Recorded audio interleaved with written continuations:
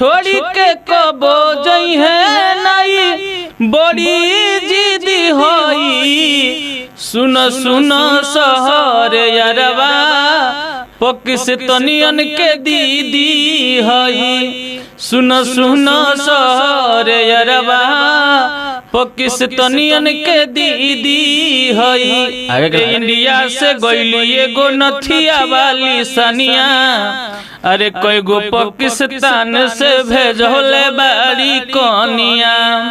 अरे वो पर आकाश कहताई सीधा सीधी होई। अरे वो पर आकाश कहतबे सीधा सीधी होई। सुन सुन सर यारवा पाकिस्तानियन के दीदी हई।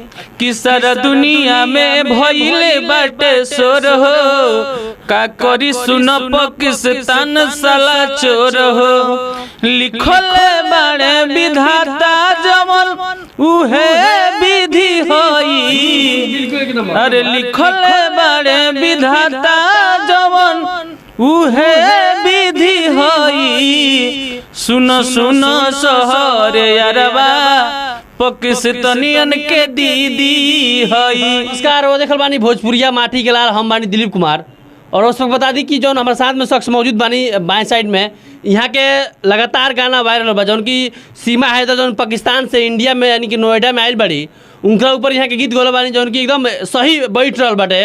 वो गीत के वो सब के भोजपुरिया माटी के चैनल पर वो सब यहाँ के सुनाए में, यहाँ के नाम पर भी सिंगर ओम प्रकाश साहनी। और सबसे पहले आपके ओम प्रकाश जी स्वागत है भोजपुरिया माटी। सबसे पहले तो भोजपुरिया माटी के चैनल लाल देखे वाला जे भी श्रोता समाज बा ओकरा के हम दोस्तों हजूर के प्रणाम करतनी। कैसन बन रहा? हम ठीक बने, अच्छा बने। अभी हमने के स्टूडियो में स्टूडियो में कोनो काम होत लगा? हाँ, काम होतला, रिकॉर्डिंग के चलत लगा। उहे सीमा हैदर पर रिकॉर्डिंग आजो भइल बा दुगो गाना।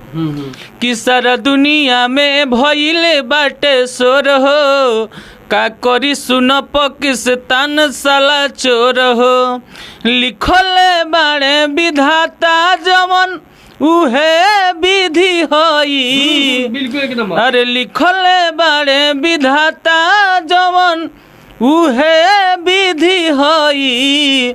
सुन सुन शहर यारवा पाकिस्तानियन के दीदी हई। अच्छा, एक राइटर के हो? राइटर एक दो आदमी बानी लो, एगो शेषनाथ शर्मिला जी और राइटर अमित मिश्रा जी।